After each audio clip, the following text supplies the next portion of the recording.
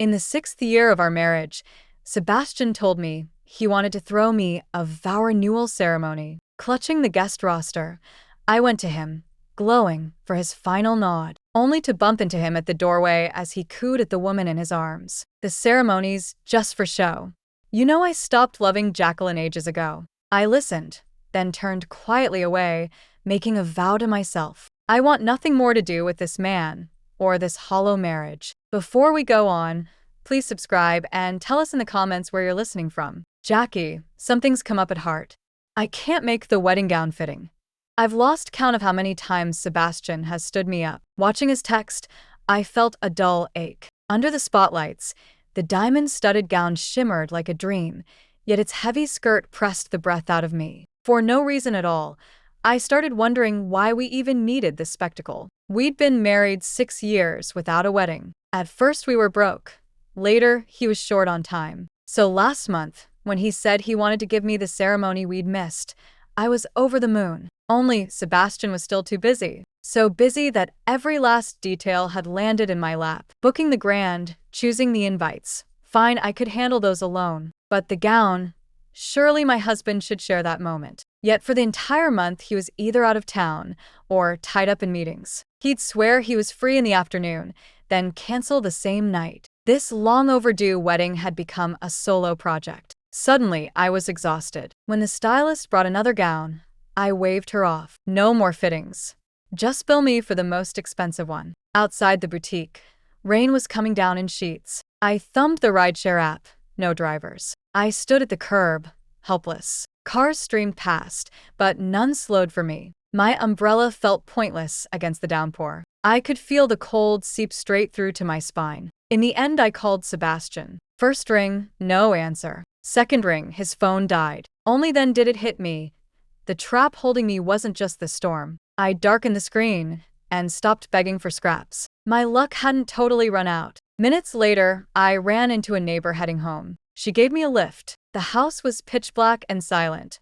I could hear my own heartbeat. Sebastian clearly wasn't back. Late summer nights are usually warm, but the drenching had left me with a throbbing head. A hot shower helped, and I collapsed into bed, only to be jolted awake by my ringtone. Sebastian, returning the call. Hello. Dead air, just pounding club music. A pocket dial, I figured, ready to hang up. Then a sugary voice floated through. Quinn, already tapped out? Come on, another round. I stared at the ceiling for 2 heartbeats before the line cut to dial tone. I redialed, and again got the message.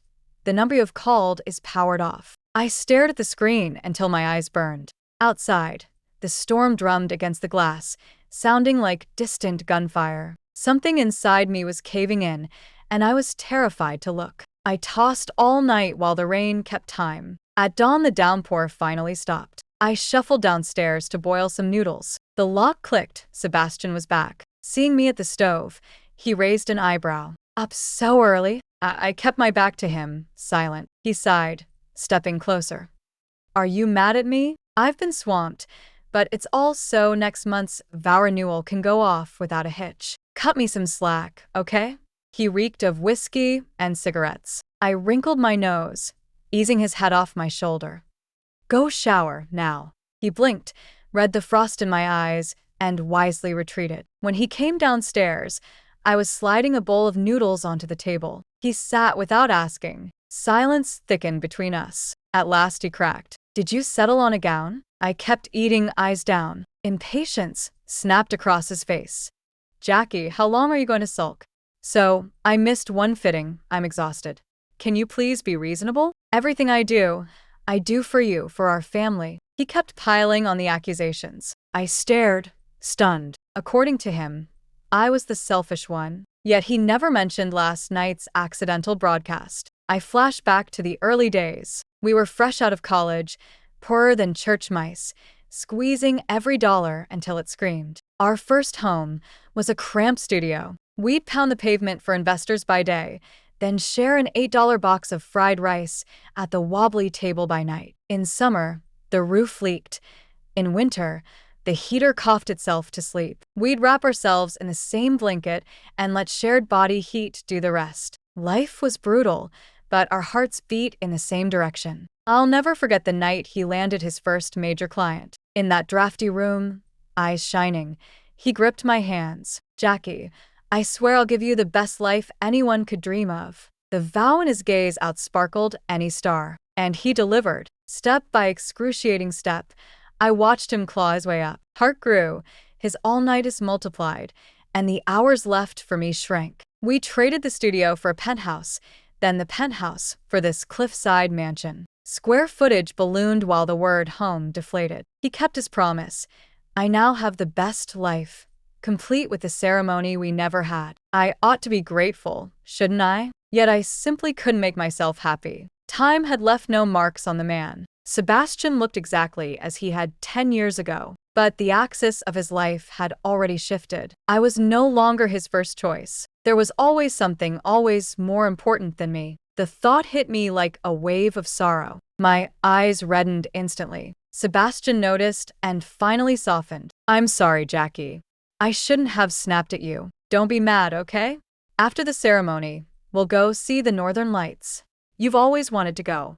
I'll take you, please." No one knew better than Sebastian how to melt my heart. Just like after every argument we'd ever had. A few sentences, and my forgiveness was his. When it came to the man I loved, the scales inside me tipped his way without my noticing. This time was no different. I stared at him and, in the end, obediently took the step he offered. The very last time, I told myself, the last margin of error I would give him, give us, for the decade we had walked together. After breakfast, Sebastian left. That was the thing I admired most about him. Weekday or weekend, no matter how late he'd been out the night before, the next morning he was at heart, rain or shine. Not long after Sebastian was gone, the Grand called about the reception. They wanted me to confirm the final guest roster. I couldn't decide on a few names. I hesitated, then resolved to discuss it with Sebastian. Since the company'd found its footing 3 years ago, I'd rarely gone in. Sebastian had taken over everything, claiming he didn't want me worn out. A handsome husband who earned big. On paper, I was the enviable Mrs. Hart. But I felt caged inside the prison he'd forged in love's name. I never liked the feeling. Outsiders saw my life prefixed with adjectives, perfect, blessed, yet they didn't know every shiny beginning had started with Sebastian and me fighting side by side. When Hart first launched, there were only the two of us. Logistics, admin, bookkeeping, PR, I did it all. Step by step we reached today. Now the world only saw Sebastian on the summit. No one saw the me hidden behind him, enduring, giving. It was Saturday. The building should have been empty. I went straight upstairs and paused outside Sebastian's office. The door stood ajar. As I raised my hand to knock, a woman's low moan drifted out. My hand froze midair. The next second I heard Sebastian. "The ceremony is just for show. You know I stopped loving Jacqueline ages ago." I stood rooted, disbelief flooding me. Through the gap, I saw him cradling a flirtatious woman in his arms. They were nuzzling, teasing. Seeing it with my own eyes, I realized how ridiculously blind I'd been. I swallowed the bile in my throat, spun around, and fled. Though I'd done nothing wrong, I'd never felt more wretched. The softness I'd felt that morning now seemed pitiful. Some well-meaning wives in our circle had hinted that no one stays spotless in this gold-plated arena. I'd only smiled. I'd made excuses for his social obligations that he couldn't refuse. Every courtesy and scrap of trusted Jamie was supposed to give, I handed over. Perfume that wasn't mine clinging to his shirt, strands of hair too long to be mine on his suit. Even last night's suggestive phone call, I'd looked the other way. No direct proof, and I hated parsing suspicions about the man who'd walked every mile with me. Now, the truth was flung in my face. My chest ached as if bludgeoned. I could accept our love flattening under the weight of years. I could never accept him hiding another woman in his heart. Somewhere out of my sight, our relationship had rotted beyond repair. Gulping for air, I noticed an ad playing inside the elevator. Hart's logo flashed across the screen, followed by glittering jewelry. In an instant I understood why Sebastian wanted a vow renewal. Not to keep a promise, not out of renewed love, but because Hart was about to launch a new collection whose theme was eternal. I tugged one corner of my mouth in self-mockery. 10 years together, 6 married. No one knew his style better. As co-founder, Sebastian's epic love story would be the perfect marketing hook. He would stage our ceremony so the world saw him as the living spokesman for eternal. Typical merchant. Set against profit, a decade of feelings became expendable. Outside the elevator, clean air rushed into my lungs and my head cleared. At the next intersection, if memory served, stood a law office famous for handling divorces. I went straight in without hesitation. Please prepare a divorce petition for me, fast. 2 hours later, I held a concise, clause-packed document. Turned out 10 years could be folded into a few pages. On the way home, I stopped by Paws to pick up Toast, whom I'd left for a bath yesterday. Toast, our golden retriever of 5 years. The moment he saw me, the dozing dog's eyes lit up. 5 years ago, shortly after our wedding, Hart was still struggling and Sebastian kept getting doors slammed in his face. One night, he drank too much at a client dinner. I drove to collect him, only to be rear-ended en route. At street, we learned I was 2 months pregnant. Despite everything we tried, we lost the baby. The crash left me unable ever to become a mother. Overwhelmed with guilt, Sebastian transferred most of his equity shares to me. That same year, he gave me Toast for my birthday. Jackie, with or without kids won't change us, he'd said. Funny, our child hadn't changed us. His heart had. Besides the settlement I fully deserved, Toast was now everything to me. Back home, I phoned the Grand and canceled the venue. They couldn't understand my decision and tried everything to make me stay. I couldn't be bothered to explain. Maybe my tone was so final they knew nothing they said would matter. Jamie turned around and called Seb. A few minutes later, Seb walked through the front door. The moment he stepped inside, he shouted at me. The Grand just called. You canceled the wedding. Why? We agreed on everything this morning. What game are you playing now? I watched the irritation flare across his face and answered calmly, let's get a divorce. What did you say? He looked like he must have misheard. I said, let's get a divorce. Seb stared, incredulous. Stop the drama, Jackie. Are you still sulking because I didn't go wedding gown shopping with you? Fine. I'll go with you right now. Instead of replying, I turned away, reached under the coffee table, and pulled out the divorce petition. That won't be necessary. Just sign this. He took it from my hand and finally understood I wasn't joking. The last of his composure cracked. He flipped through the pages, muttering, Why? We were fine this morning. I cut him off. I came to Hart this morning. His hands froze. When it registered, he blurted, It isn't what you think, Jackie. Don't you think it's a little late for explanations? I gave you a chance, Seb. You threw it away. Sign it, and we can both keep a shred of dignity.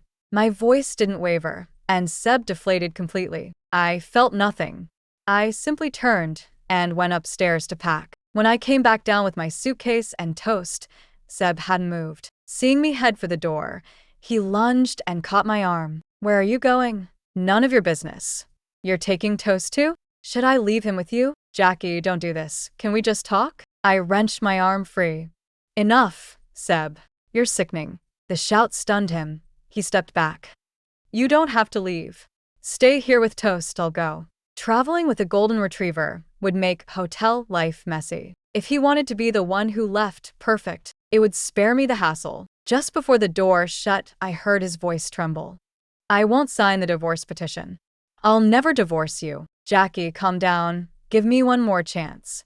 Don't throw us away. Watching his back recede, I almost laughed. No one gets to love you twice from the beginning. And I wasn't about to grant a rerun. Seb stayed gone for 2 weeks. He flooded my phone with apologies. I ignored everyone. Finally, I'd had enough.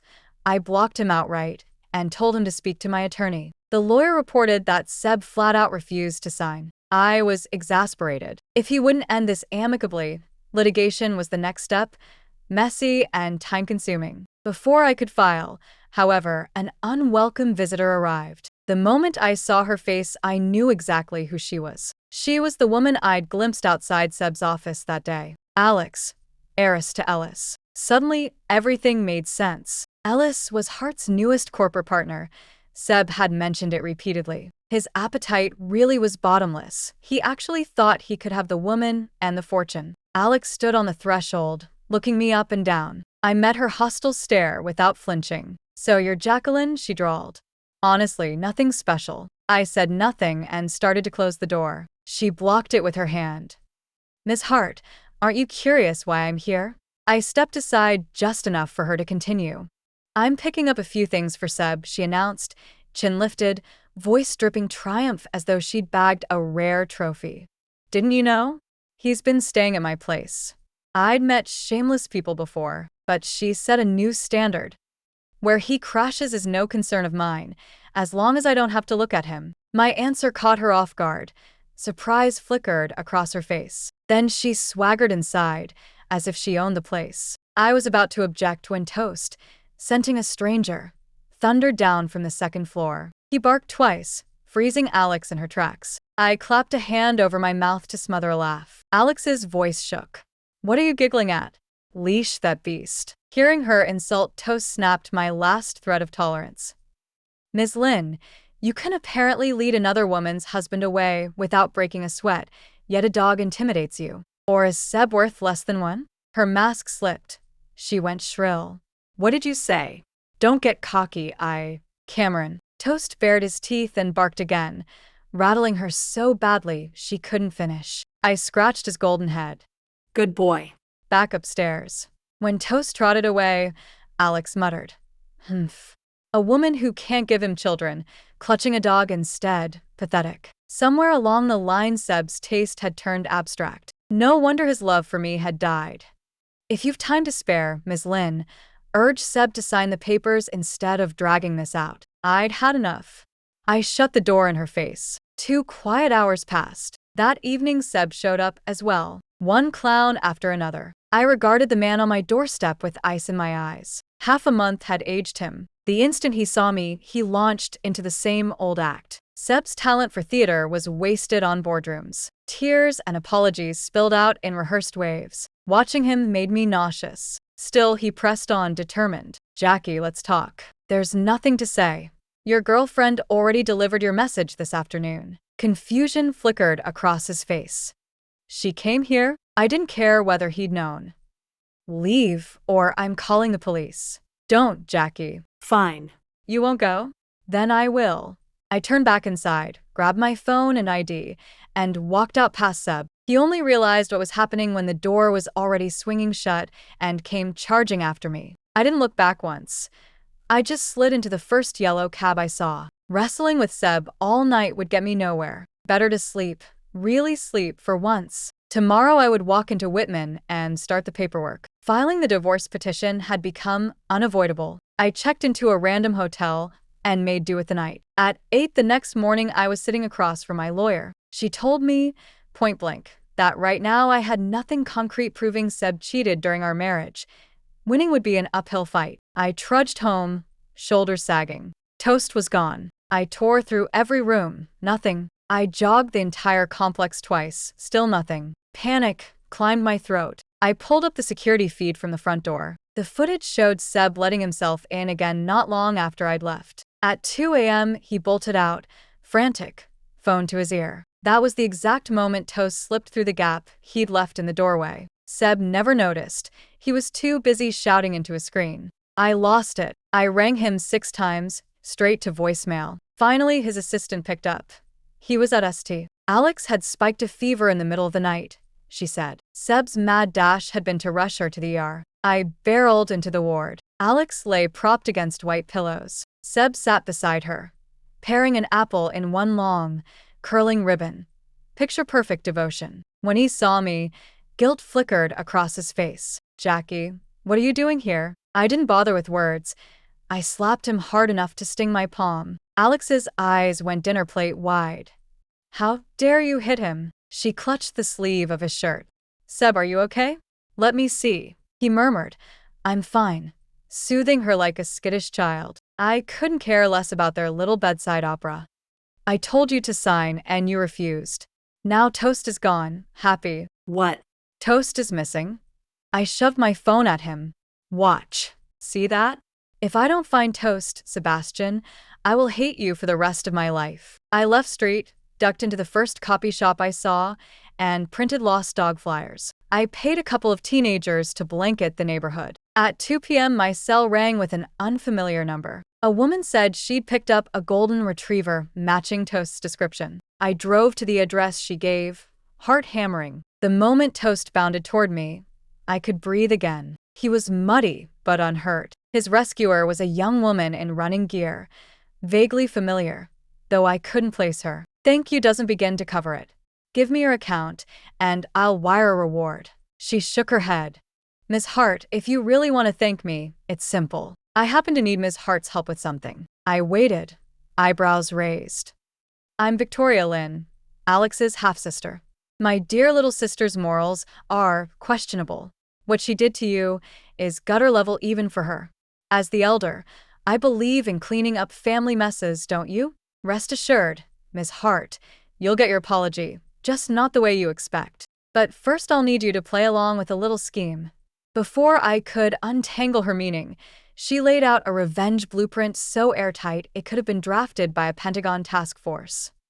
"So, Miss Hart, care to team up?" Before Toast slipped out that door, I'd still planned to leave Seb with a sliver of dignity. Every step backward I'd taken had only handed him fresh ammunition. Wrongdoing demands a receipt, paid in full. "Jamie," I didn't hesitate. I agreed on the spot. Over coffee, Victoria filled in the blanks. "Alex is the Lynn patriarch's illegitimate daughter, ushered into the family mansion only after Victoria's mother died. The two girls have been at war since adolescence. One room, two armies. Alex is dazzling but dim.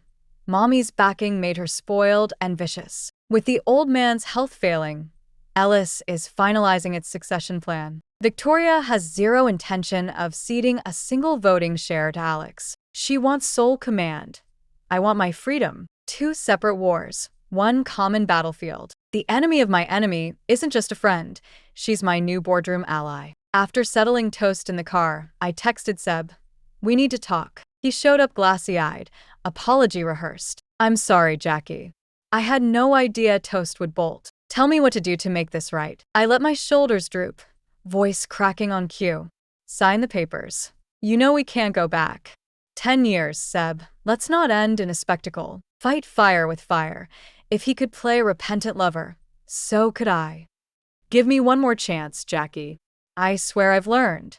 If you'd learned, Alex wouldn't still have you on a leash." But I cut him off. "Stop lying to yourself. You don't love me. For a decade, my universe orbited you. Every compromise opened another door for you to walk through. I won't dissect the damage anymore. I don't hate you, but I can't forgive and fake forever. You've read the settlement. I'm not asking for extras, only what's fair. As for my equity shares, I'll sell them to you at market before the IPO launch. You'll become majority holder. Total control. Let me go, Seb. Let's finish this cleanly." The speech sounded so sincere, I almost believed my own tremor. Seb kept his head down, silent, until the part about the shares. His pupils sharpened with calculator gleam. He'd been planning a public offering. Buying me out beforehand would juice his net worth beyond imagination. No entrepreneur alive could refuse. At last he croaked, "Fine.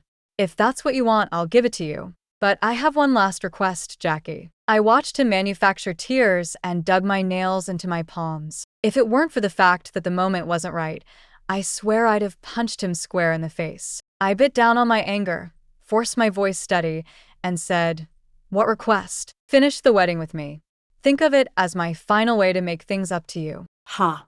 So this is the ambush he'd been saving. Of course there would be a wedding. Not just any wedding, an extravaganza. With a show this good, the more spectators the better. "Jamie," I tilted my head in pretend reluctance and nodded. Before this, whenever I'd push Sebastian to file the paperwork, he'd stall with every excuse in the book. Yet when it came to signing over equity shares, he moved like lightning. In less than a month, we'd carved up every asset and completed every handoff. He signed the divorce petition without protest. All he asked was that I keep quiet for now and not leak a word. Naturally, I promised to choose the perfect moment. Sebastian was probably already sketching layouts for his IPO launch gala. But an IPO? He wouldn't live to see listing day. The instant the last dollar landed in my account, my side of the ledger would be closed. Then it would be Victoria's turn. While I waited for her signal, I stayed busy. I upgraded to a bigger venue for the vow renewal ceremony.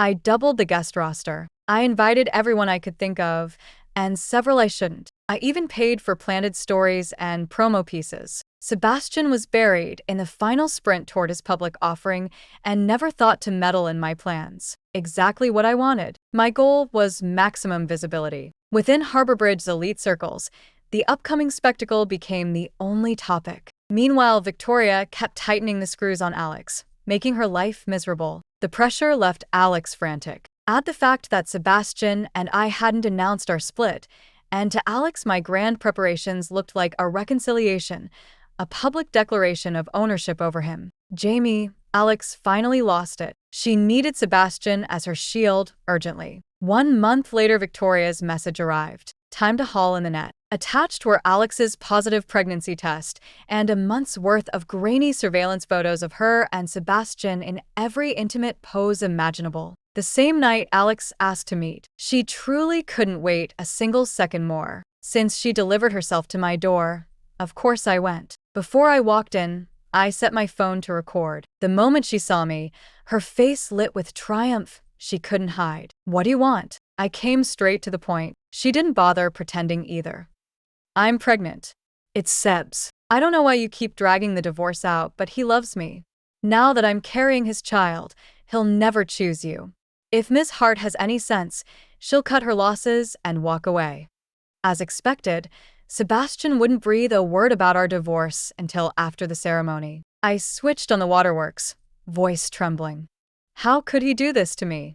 Seeing me crumble fed her arrogance. "I warned you, but you insisted on making a fool of yourself." I sobbed louder. Alex smirked. "Take your time crying. I'm out." Once she left, I wiped my face clean. Our entire conversation was safe in my recorder. I forwarded the file to Victoria. 2 minutes later she replied, "All set." I exhaled for the first time in weeks. Now I only had to wait for the wedding day. When that morning arrived, Sebastian presented a velvet box and gestured for me to put the contents on. Inside lay the diamonds of Hart's upcoming Eternal collection. Their sparkle looked obscene in the circumstances. Sebastian never missed a marketing angle. He'd even spliced product shots into the wedding documentary. Pity for him, we'd already swapped that footage. Halfway down the aisle, the string quartet faded, and my recorded chat with Alex blared through the speakers. Then the projector flashed surveillance stills of Sebastian and Alex locked in passion. The crowd's chatter died. A collective gasp detonated into deafening whispers. Chaos rippled across the lawn. Sebastian barked orders to cut the feed, but the techs were no longer on his payroll. Every second was feeding a live stream broadcast. Reporters I'd planted surged forward. Within minutes, the story owned every screen in Harbor Bridge. For 3 straight days, the scandal clung to the trending headlines. Sebastian's carefully crafted image of the devoted husband imploded. Hart Ventures' stock price cratered. Netizens unleashed torrents of outrage at him and Alex. He scrambled from one crisis call to the next, drowning. I, meanwhile, was already airborne, heading north to watch the Northern Lights. Everything that followed reached me through Victoria. During the settlement, I demanded Sebastian pay me in a single lump sum. To raise it, he'd mortgaged every property he could scrape together. Now, with investors racing for the exits, an IPO was fantasy. Hart faced bankruptcy filing and a mountain of fresh debt. Former partners dodged his calls, terrified of contagion. He'd fallen from the clouds straight into hell, hiding from debt collectors with no bed to call his own. Decades of tasting ashes stretched ahead of him. As for Alex, the exposed branding her a homewrecker who got pregnant out of wedlock enraged her father. He publicly disowned her. Victoria, meanwhile, closed deal after deal, winning full control of Ellis. I trust the reward she promised me will be more than fair. Abroad, I changed numbers. Sebastian still hunted the new one down. At first, he rang daily, sobbing, begging me to come back and rescue him. When I never answered, the texts turned venomous, calling me every vile name he could spell. The mask was shredded. The man I'd loved for years had become this snarling mongrel. I couldn't superimpose the two images anymore. I accept that he once loved me, but his love carried impurities, diluted, cheap. All the numbness and hysteria of those years dissolved at last. A decade-long marathon of feeling ended at the finish line. Under the surreal Northern Lights, I let the last thread slip away. Infinite new life waited beyond them. Thanks for listening to tonight's story. On a scale of 1 to 10, how would you rate it? If you liked the video, give it a thumbs up and share it with friends. We'd love to read your thoughts in the comments. Don't forget to subscribe for more gripping tales. See you next episode.